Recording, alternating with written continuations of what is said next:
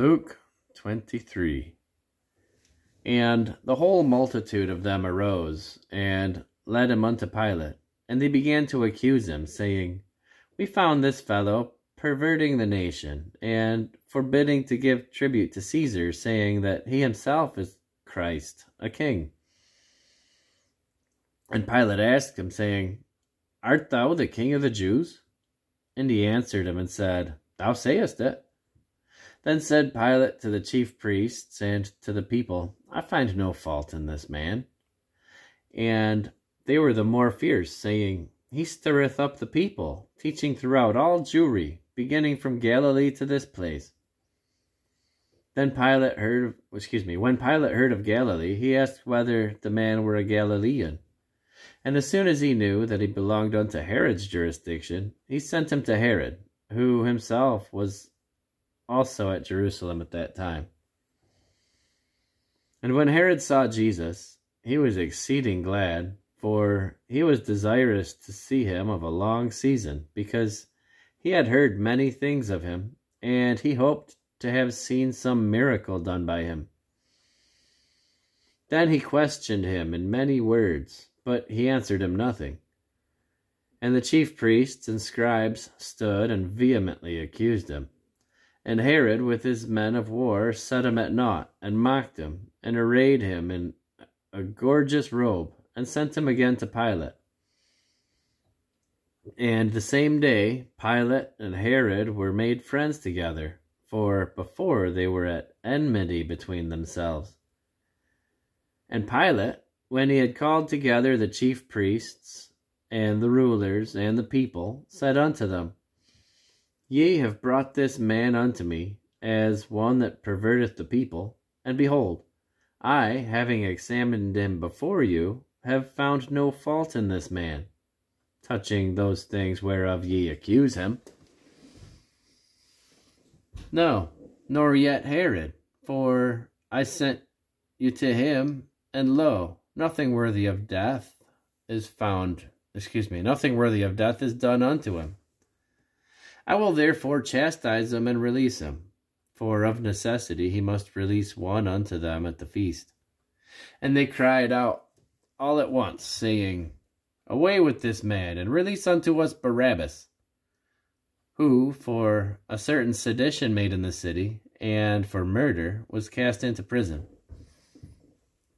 Pilate therefore, willing to release Jesus, spake again to them, but they cried, saying, Crucify him, crucify him. And he said unto them the third time, Why, what evil hath he done? I have found no cause of death in him. I will therefore chastise him and let him go. And they were instant with loud voices, requiring that he might be crucified. And the voices of them and of the chief priests prevailed. And Pilate gave sentence that it should be as they required. And he released unto them him that for sedition and murder was cast into prison, whom they had desired.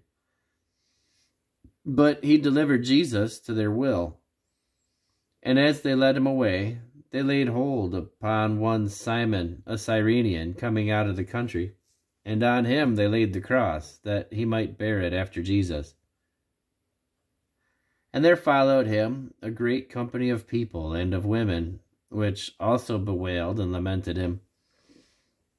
But Jesus, turning unto them, said, Daughters of Jerusalem, weep not for me, but weep for yourselves and for your children.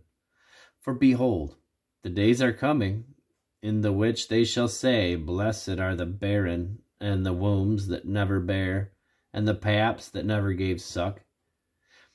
Then shall they begin to say to the mountain, Fall on us, and to the hills, Cover us.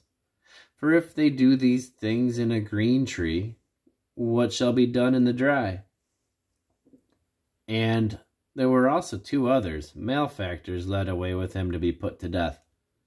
And when they were come to the place which is called Calvary, there they crucified him and the malefactors, one on the right hand and the other on the left. Then said Jesus, Father, forgive them, for they know not what they do. And they parted his raiment and cast lots.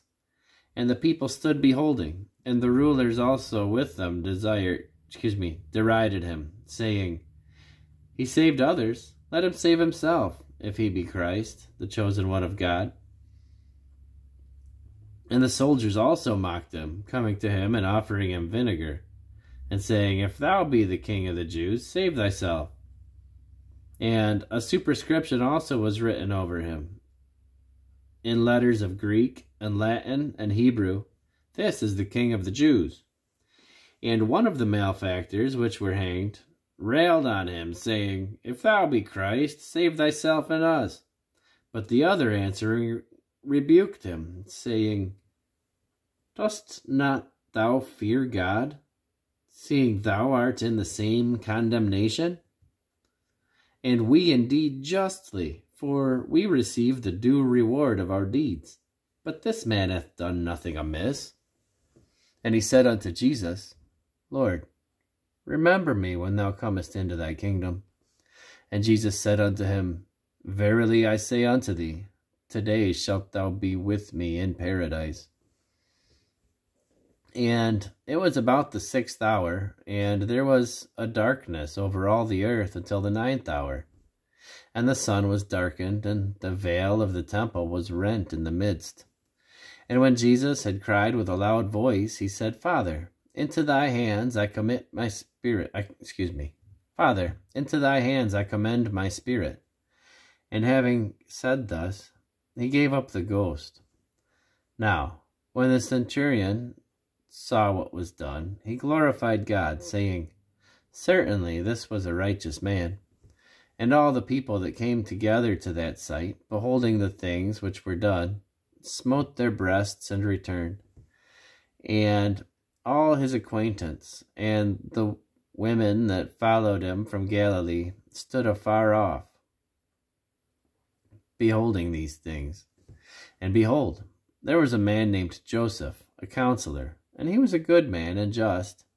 The same had not consented to the counsel of the deed of them. He was of Arimathea, a city of Jews, who also himself waited for the kingdom of God. This man went unto Pilate, and begged the body of Jesus. And he took it down, and wrapped it in linen, and laid it in a sepulchre that was hewn in the stone, wherein never man before was laid. And that day was the preparation, and the Sabbath drew on. And the women also, which came with him from Galilee, followed after, and beheld the sepulchre, and how his body was laid. And they returned, and prepared spices and ointments, and rested on the Sabbath day, according to the commandment.